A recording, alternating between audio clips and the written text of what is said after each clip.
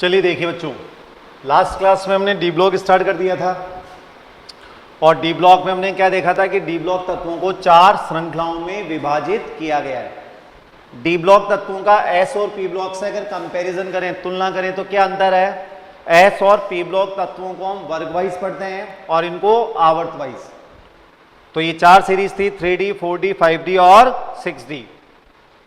उसके बाद आते हैं, ये सबसे इंपॉर्टेंट पार्ट था, बाह्यतम इलेक्ट्रॉनिक विन्यास।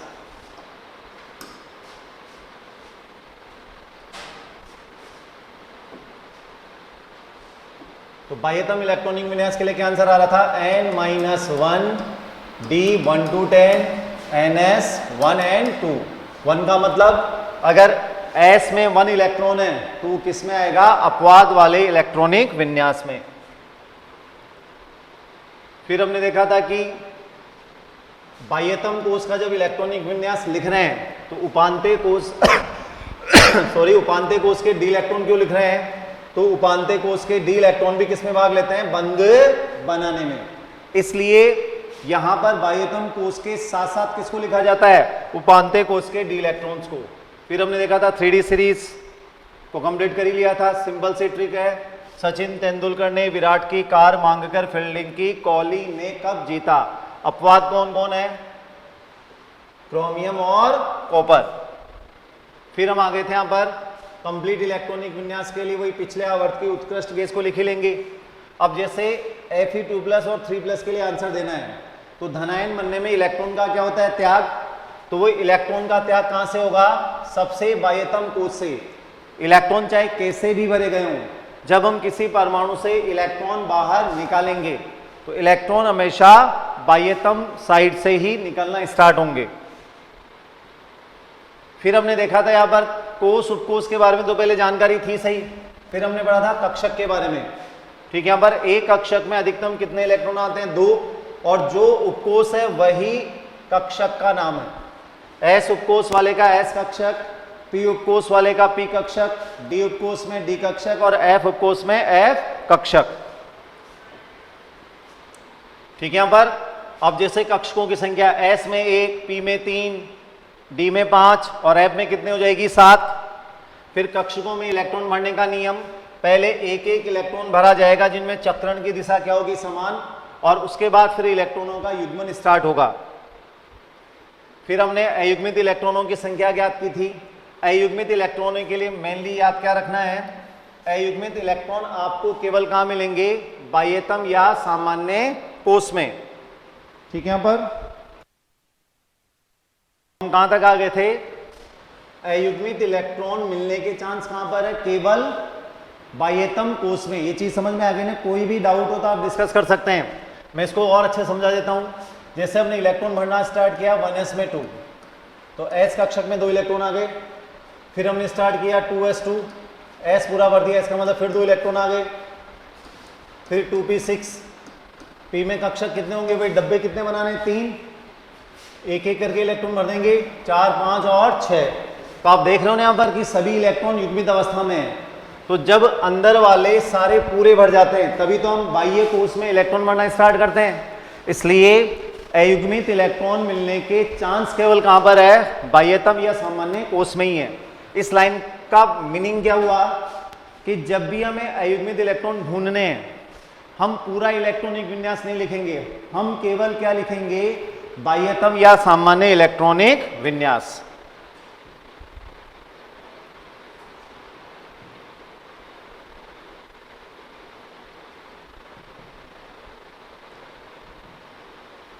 चलिए, इसके बाद हमने बात की थी चुंबकीय आघूर्ण की। इसमें पीडीएफ को एक बार मैं दोबारा देखता हूं, देखो।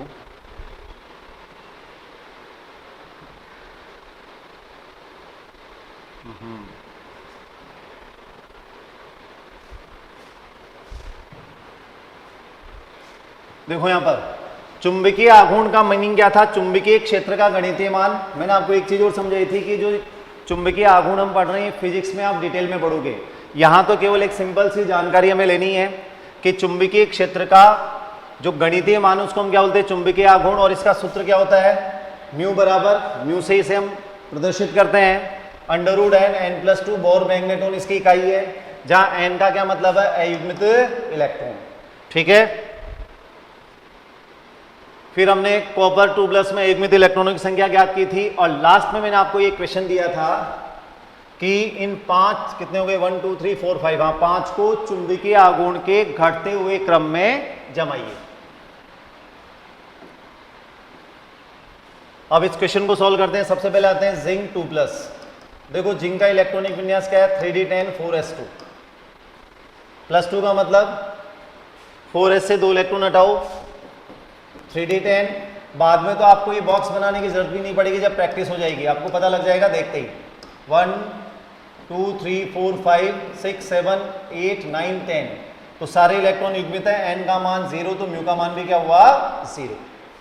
ठीक है, यहां पर आपको एक चीज और समझा देता हूं, अगर म्यू किसी का 0 आ रहा है, ठीक है, यहां पर तो उसको हम क्या बोलते हैं, प्रतिचुंबकीय पदार्थ। ठीक है, यहां पर प्रतिचुंबकीय पदार्थ क्या होते हैं, इसके बारे में हम थोड़ा डिस्कस कर लेते हैं। प्रतिचुंबकीय पदार्थ, इसको इंग्लिश में बोलते हैं डाया मैग्नेटिक। यदि पदार्थ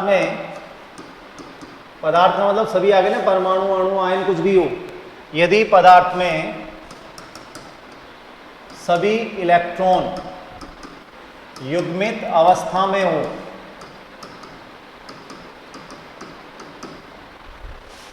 तो इसे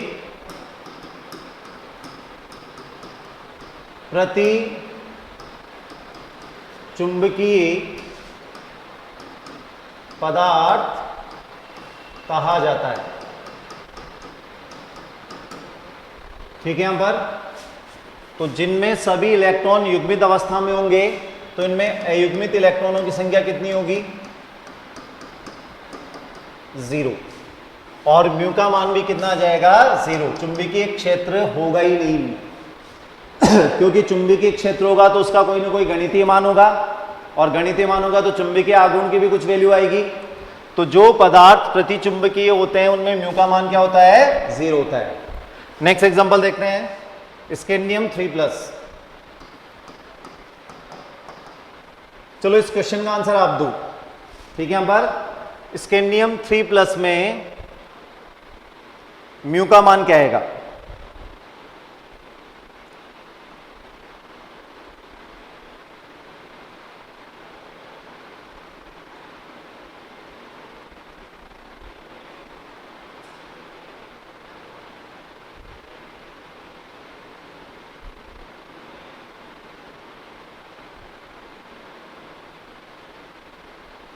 चैट बॉक्स में देखना।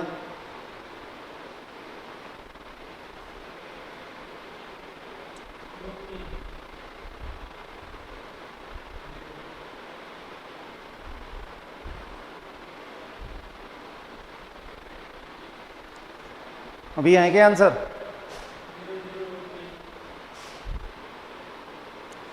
कुछ ने √3 लिखा है, कुछ ने 0 लिखा। आंसर देखो ध्यान से, बताओ स्कैंडियम का इलेक्ट्रॉनिक विन्यास क्या होता है, 3d1 4s2। ठीक है, जब हम ये तीनों इलेक्ट्रॉन हटा देंगे तो फिर क्या आएगा, 3s2 3p6 ही तो आएगा ना भी। जब ये सारे हट गए तो फिर क्या बचा, तीसरे कोष में 3s2 और 3p6 हुआ। अब s के अंदर 2 इलेक्ट्रॉन है, दो एक डब्बा बना के 2 इलेक्ट्रॉन भर दिए, p में भी वही 2 इलेक्ट्रॉन आ जाएंगे, तो n का मान क्या होगा, 0, म्यू का मान भी क्या हो जाएगा, 0। तो जिन्होंने 0 आंसर दिया है वो करेक्ट है। Next chromium 3+। क्रोमियम के लिए देखो 3d5 4s1, 5 और 1 6, 3 इलेक्ट्रॉन कम किए तो 3d3, वही 5 डब्बे बनाने, 1 2 और 3 एक एक इलेक्ट्रॉन भरना है। n का मान कितना आ जाएगा, 3, म्यू का मान क्या आ जाएगा, वही √n+2 √15 बोर मैग्नेट्रॉन।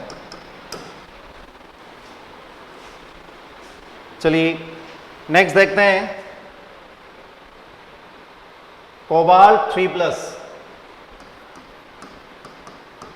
पहले कोबाल्ट का इलेक्ट्रॉनिक विन्यास लिखिए, 7वें नंबर पे है ये 3d7 4s2, 3 इलेक्ट्रॉन कम करो तो क्या आंसर आ जाएगा 3d6, वही 5 डब्बे बनाने हैं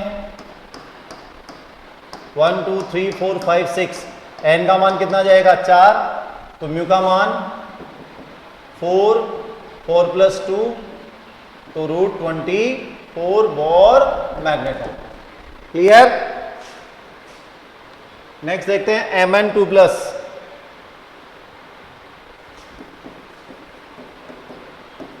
इसका होता है 3d5 4s2, 2 इलेक्ट्रॉन कम करो 3d5 5 डब्बे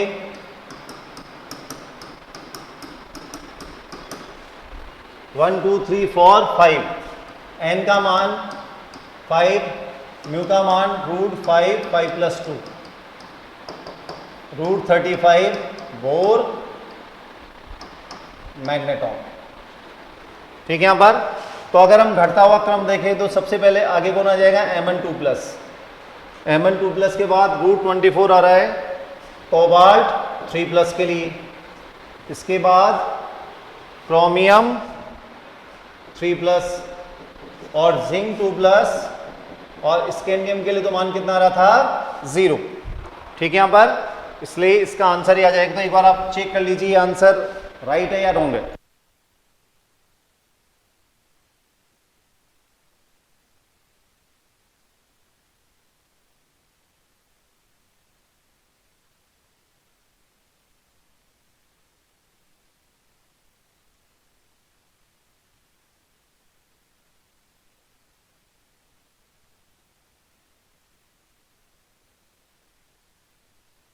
चैट बॉक्स में टाइप कीजिए जिनके यही आंसर आ रहा है, वही वाई टाइप करना है या यस टाइप करना है।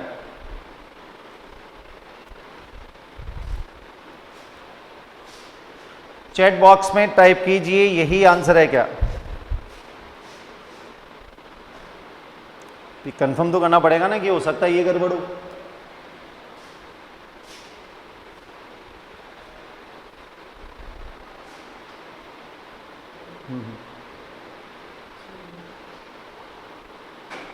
अभी तक केवल एक ने आंसर दिया है, 2 स्टूडेंट्स, प्रशांत, अमनदीप, बाकी ने भी तो सॉल्व किया होगा।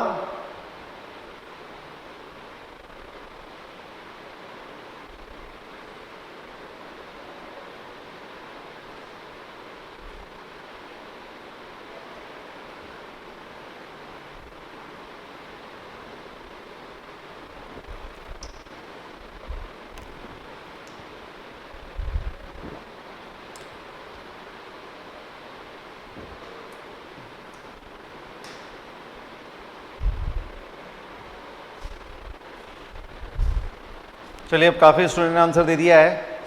अभी भी अगर किसी को डाउट हो, मेरी बात ध्यान से सुनना, अयुग्मित इलेक्ट्रॉनों में अभी तक देखो हमने इलेक्ट्रॉनिक विन्यास के अलावा यहाँ कुछ अलग से चीज़ें पढ़ी है। अयुग्मित इलेक्ट्रॉन, कक्षकों के बारे में, कक्षकों में इलेक्ट्रॉन कैसे बढ़ते हैं, चुंबकीय आघूर्ण, प्रतिचुंबकीय पदार्थ, और एक तो और रह गया अनुचुंबकीय पदार्थ। ये क्या होता है वो भी डिस्कस कर लेते हैं। तो देखो अनुचुंबकीय पदार्थ, पैरामैग्नेटिक,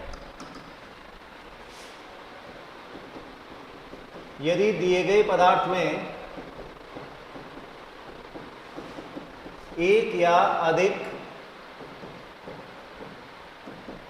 अयुग्मित इलेक्ट्रॉन्स उपस्थित हो तो इसे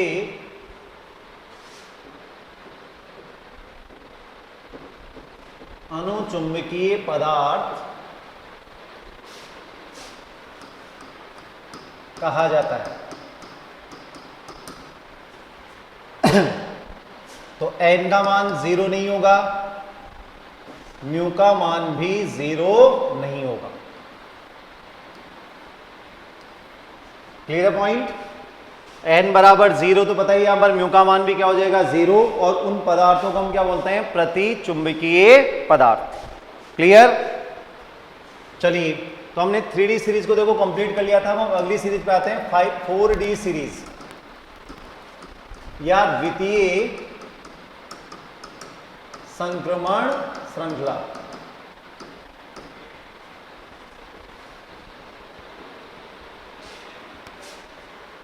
आवर्त कौन सा होगा? 5वां। वर्ग वही 10 है, 3 से लेके 12। यहां पर पहला तत्व है इट्रियम और आखिरी तत्व है कैडमियम। अभी सारे नाम आने वाले हैं ही सही। अब देखो परमाणु क्रमांक कैसे पता करेंगे? डी ब्लॉक तत्वों में केवल आपको कैल्शियम याद रखना जो पहले से है। कैल्शियम का परमाणु क्रमांक 20 होता है, पता ही ना हमें। कैल्शियम के नीचे कौन है? स्कैंडियम। 20 और 18 सॉरी जस्ट आगे, इसको वहीं लिख देता हूं, 1 मिनट रुको। कैल्शियम के बाद कौन आता है? स्कैंडियम 21। स्कैंडियम के नीचे कौन है? इट्रियम। 21 और 18 39। और लास्ट वाले तत्व का क्या होगा? तो अगर हम काउंट करें, ठीक, यहां पर तो अपने आप ही फर्स्ट अगर 39 है तो आप काउंट करते जाओ, कहां तक पहुंच जाओगे? 48 तक। क्लियर? आगे आते हैं, इसका सामान्य इलेक्ट्रॉनिक विन्यास लिखो जल्दी से। डी ब्लॉक का तो लिखा ही था ना हमने। पर्टिकुलर 4D सीरीज का सामान्य इलेक्ट्रॉनिक विन्यास क्या होगा? जल्दी से आंसर देना स्टार्ट करो।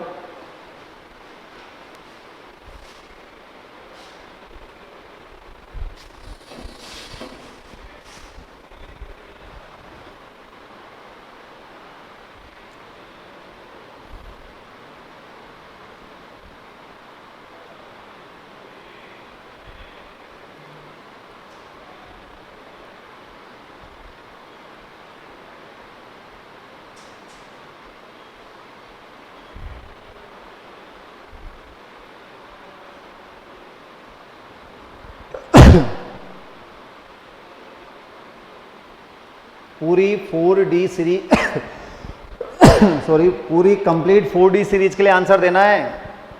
यस, अंतरा शर्मा ने राइट आंसर दिया है। इसमें थोड़ी सी मिस्टेक है, देखो आप।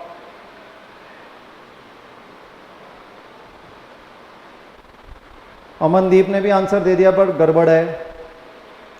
3D सीरीज थोड़ी है, ये 4D सीरीज है। हम 4D सीरीज के लिए सामान्य इलेक्ट्रॉनिक विन्यास लिख रहे हैं। तो जो गलत आंसर दे रहे हैं उनको समझ में आ रहा है तो आप सही आंसर दें दोबारा लिख के।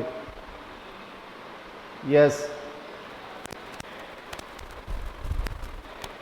कई लोग टाइपिंग मिस्टेक भी कर देते हैं, ये बात भी मानता हूं कि आंसर तो उनके सही हैं पर टाइपिंग मिस्टेक हो जाती है।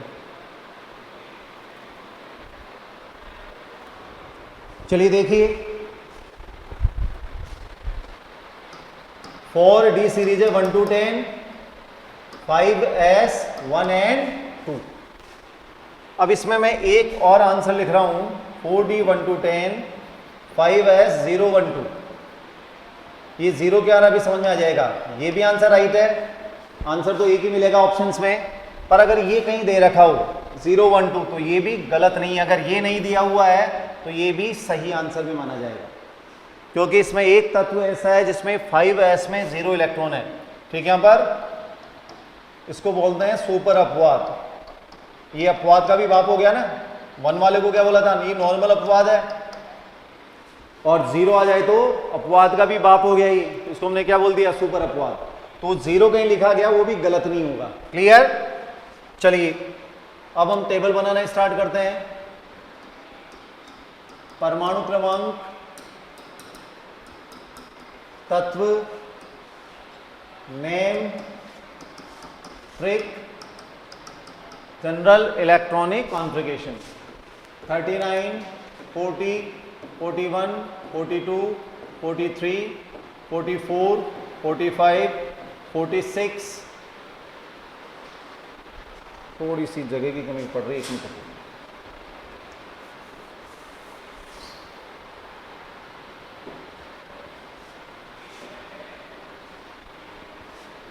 39, 40, 41, 42, 43, 44, 45, 46, 47 और ये 48, ताकि वो एक ही पेज पे आ जाए। इट्रियम,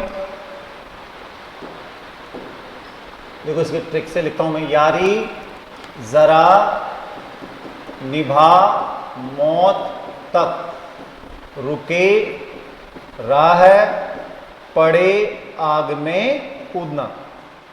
नाम देखो, yttrium, zirconium, niobium, molybdenum, technetium, ruthenium, rhodium, palladium, silver और कैडमियम। ठीक, अब लिख लेते हैं।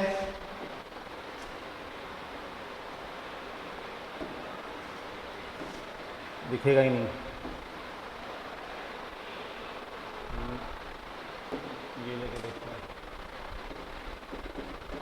यारी जरा निभा मौत तक रुके राह पड़े आग में कूदना। यारी जरा निभा मौत तक रुके राह पड़े आग में कूदना। एक बार देखना, ये ब्लू कलर से दिख रहा है क्या? स्क्रीन में तो सही दिख रहा है ना। यारी जरा निभा मौत तक रुके राह पड़े आग में कूदना। क्या हुआ? ब्लू कलर चेंज करें? चलो भाई, तो सोच रहा था कुछ कलर रेड ले लेते हैं, काम आ जाए तो।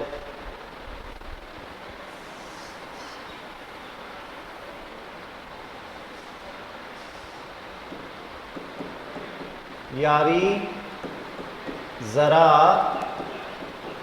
निभा मौत तक रुके राह पड़े आग में कूदना।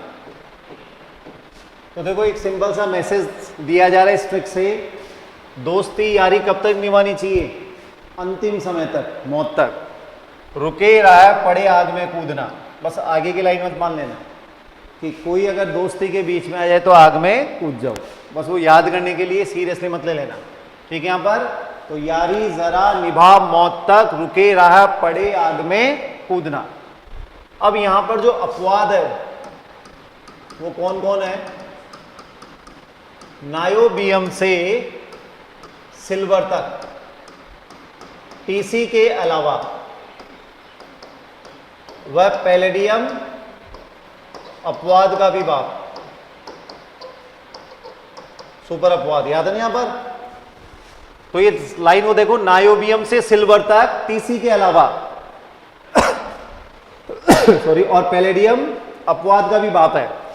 अब मैं केवल एक को सॉल्व करके बता देता हूं। जैसे यहां हो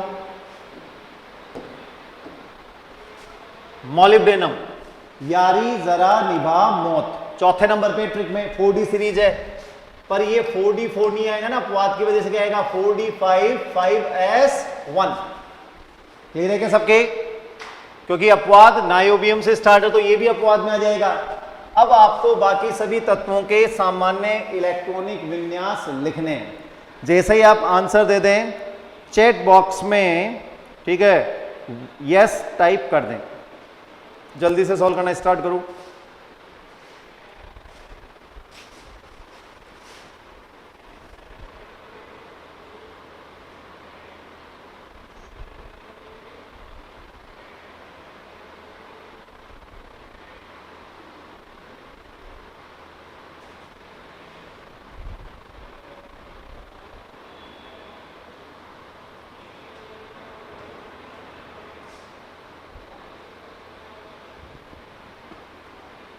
आराम से, कोई जल्दीबाजी नहीं करनी है, ध्यान से इस लाइन को याद रखना है।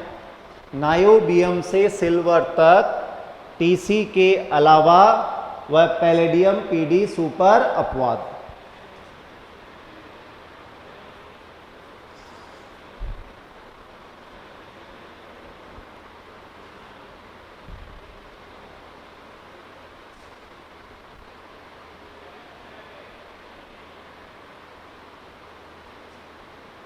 ओके, 1 स्टूडेंट खुशबू ने आंसर दे दिया है। बहुत ध्यान से सॉल्व करना पड़ेगा क्योंकि उसमें अपवाद बहुत ज़्यादा है, इसलिए उस लाइन को ध्यान में रखते हुए आंसर देना है।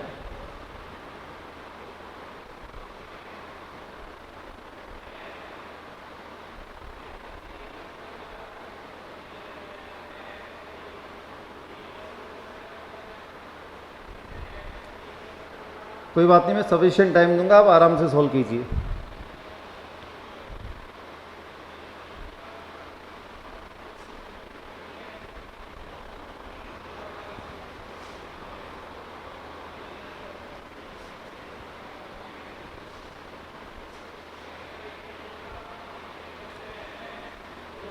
मैं नहीं आ रहा ना, चालू कर दे।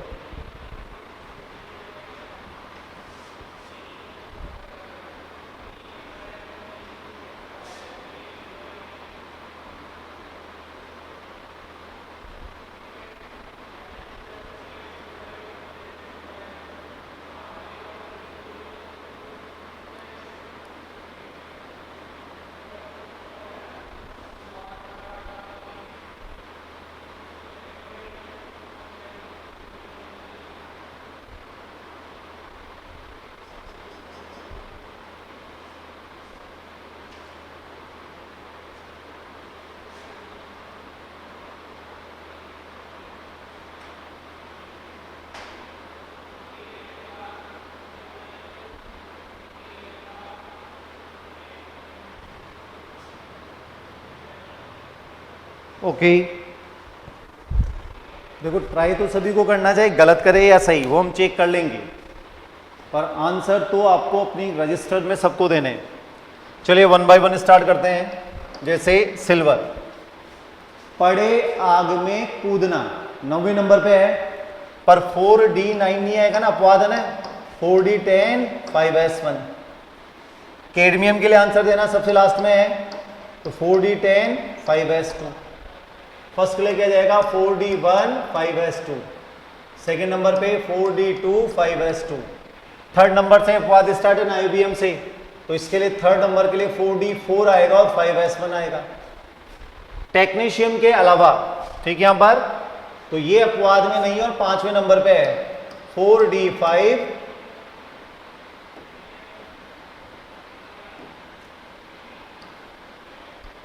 5S2।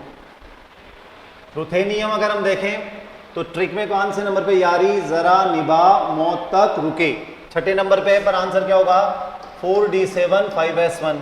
रहा कौन से नंबर पे, 7वें नंबर पे है, पर आंसर क्या होगा 4D8 5S1। पैलेडियम के केस में आते हैं, इसको मैं थोड़ा अलग से सोल्व करवा देता हूं। देखो पैलेडियम 8वें नंबर पे है, ठीक है, इसमें कोई प्रॉब्लम ही नहीं है। अगर ये अपवाद नहीं होता, क्या आंसर होता 4D8 5S2।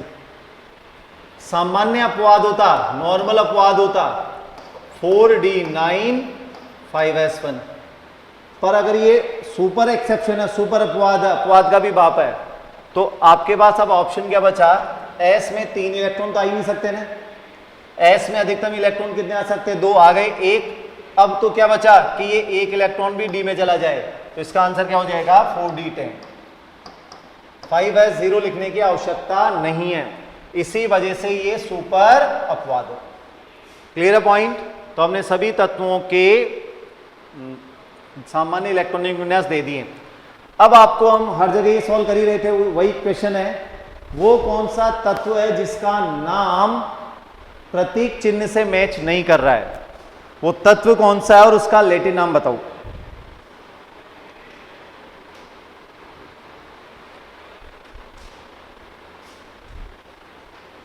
वो कौन सा तत्व है जिसका प्रतीक चिन्ह नाम से मैच नहीं कर रहा है।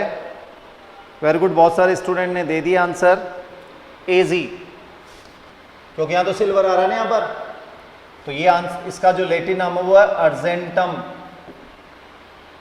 ठीक है, ये अर्जेंटम से प्रतीक चिन्ह लिया गया है या वही डिराइव्ड है। क्लियर। इसके अलावा एक और तत्व के बारे में, TC, ये प्रथम संश्लेषित तत्व है।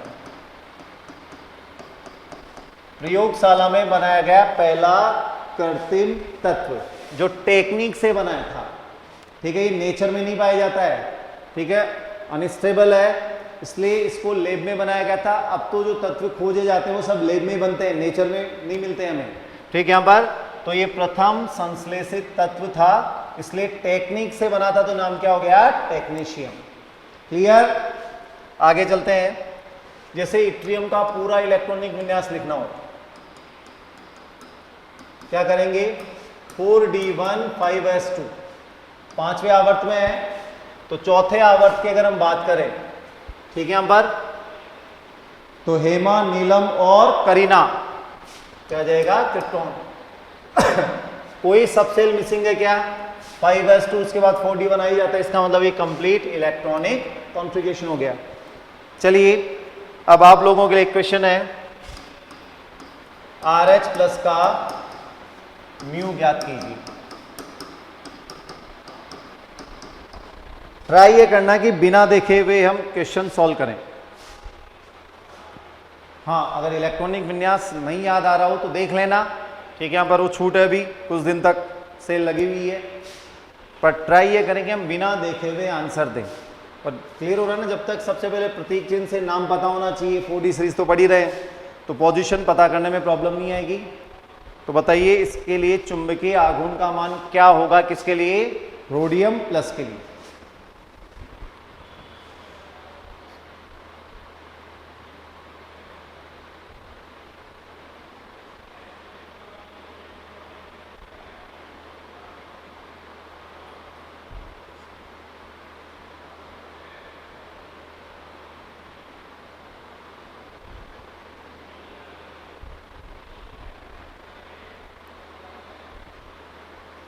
एक आंसर आ गया √15।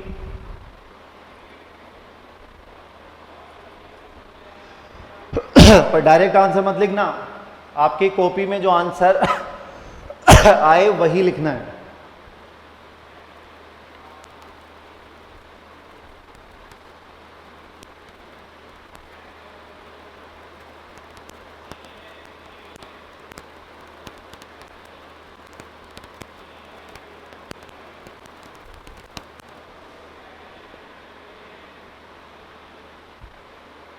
केवल चुंबकीय आघूर्ण का आंसर देना है, इलेक्ट्रॉनिक विन्यास का नहीं।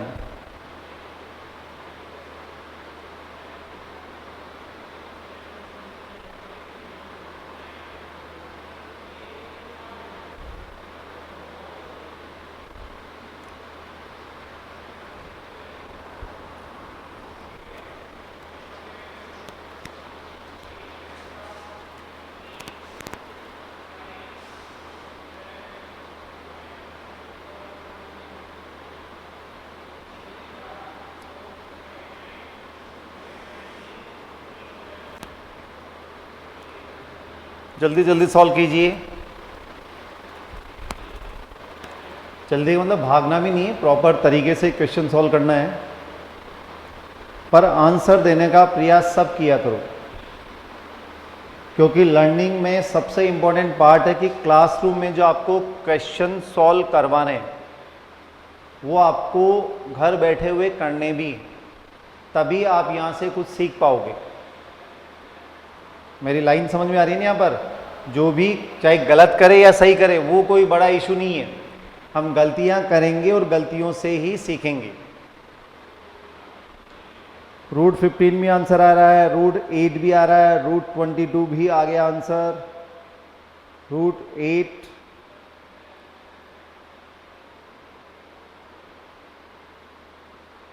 चलिए 17 के आसपास स्टूडेंट ने आंसर दे दिया। अब देखो हम क्यों चुंबकीय आघूर्ण यहाँ पढ़ रहे हैं, क्योंकि स्टार्टिंग इलेक्ट्रॉनिक विन्यास से होगी। पहले रोडियम का इलेक्ट्रॉनिक विन्यास लिखे, यारी जरा निभा मौत तक रुके रहा, 7वें नंबर पर है, पर अपवाद है तो 4d8 5s1, एक इलेक्ट्रॉन कम करो 4d8, 5 बॉक्स बनाओ 1 2 3 4 5, ठीक है। इलेक्ट्रॉन बनाना स्टार्ट करते हैं 1 2 3 4 5 6 7 8, एन का मान कितना आ जाएगा 2, ठीक है। यहाँ पर एन का मान 2 आ जाएगा तो म्यू का मान n+2, 4 × 2 √8 या 2√2। क्लियर? तो जो √8 आंसर दे रहे हैं वो सही आंसर है। क्लियर? 5, 6, 7 और 8। डाउट हो ठीक है, यहां पर आप चैट बॉक्स में लिख सकते हैं। नहीं ना इस क्वेश्चन में डाउट? चलिए नेक्स्ट सीरीज पे आते हैं। 4D सीरीज भी कंप्लीट हो गई हमारी, तो अब ज्यादा टाइम नहीं लगेगा डी ब्लॉक में। 5D श्रृंखला या तृतीय संक्रमण श्रृंखला। ठीक है, हिमांशी शर्मा को डाउट है।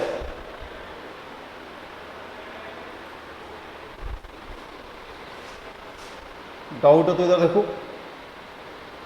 देखो जिद हो सकता है क्योंकि हम आपस में आमने सामने एग्जैक्टली आवाज आ जाएगी मेरे पास। चलिए ईमान से बताइए क्या डाउट है, अनम्यूट करना।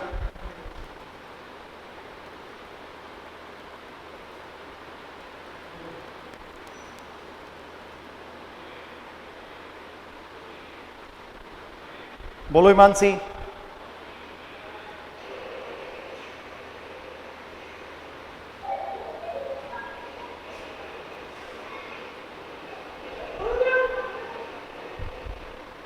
आवाज नहीं आ रही है क्लियर आपकी।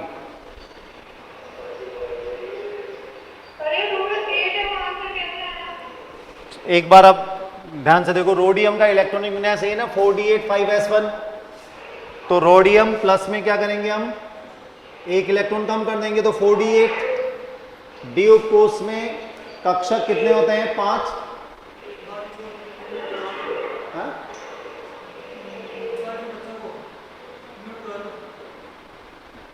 कर देना, एक को ही करना था, सबको थोड़ी करना था। तो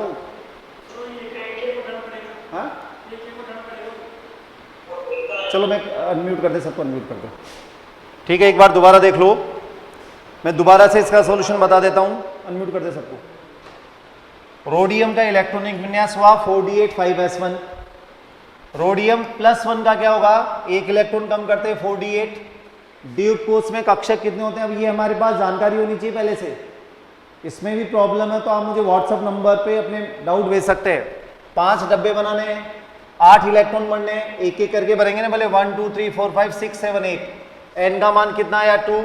म्यू क्या होता है, √n n+2। एन की वैल्यू 2 रखो, अपने आप ही आंसर क्या आ जाएगा, √8 या 2√2। इकाई हम लगाएं या नहीं लगाएं, पता ही आपको बोर मैग्नेटॉन होती है। क्लियर? अभी भी कोई डाउट है तो आप व्हाट्सएप नंबर पे डाउट भेज सकते हैं। ठीक है, यहाँ पर आपकी प्रॉब्लम सॉल्व कर दी जाएगी, चाहे मैं मैसेज के थ्रू करूं या आपसे बात करके करूं। ओके, चलिए हम कहां गए थे,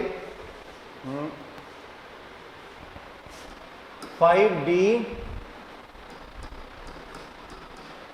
श्रृंखला या तृतीय संक्रमण श्रृंखला।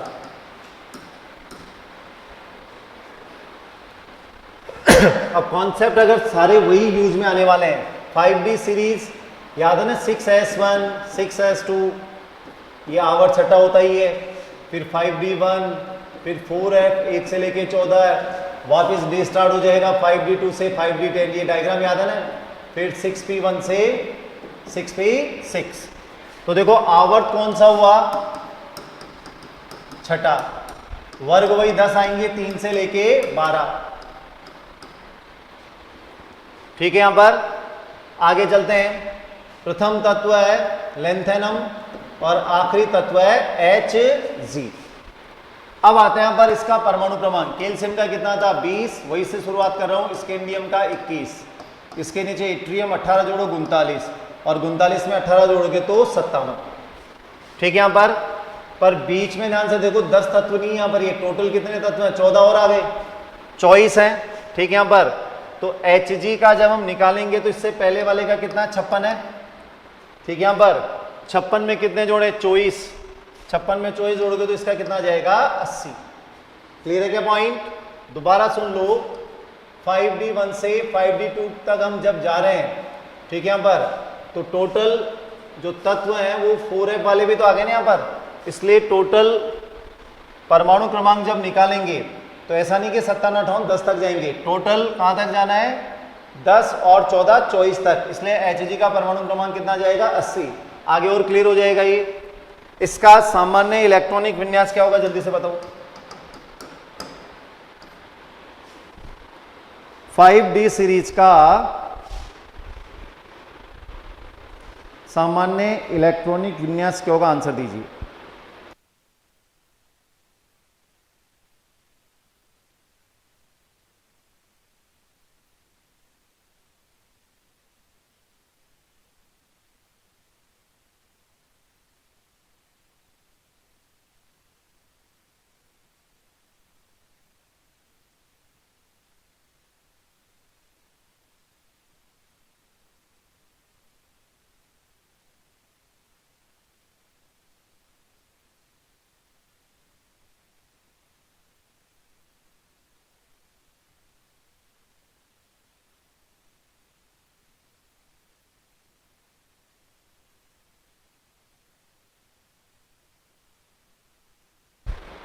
चलिए देखिए कौन सी सीरीज है ये, 5D सीरीज है। 5D 1 to 10, 6s 102। 1 का मतलब वही क्या हो जाएगा, अपवाद इलेक्ट्रॉनिक विन्यास। चलिए तो आज की क्लास यहीं कंप्लीट करते हैं। रेगुलर आप रिवाइज करते रहे, एस ब्लॉक, पी ब्लॉक और डी ब्लॉक की हमने 3 सीरीज कंप्लीट कर ली है, 2 सीरीज 3D सीरीज और 4D सीरीज। कल डी ब्लॉक भी कंप्लीट हो जाएगा ना, हम एफ ब्लॉक स्टार्ट कर देंगे, पर आगे तो बढ़ते रहेंगे। प्रीवियस जो हम पढ़ रहे हैं वो साथ के साथ रेगुलर रिवाइज करते रहें। Okay, thank you.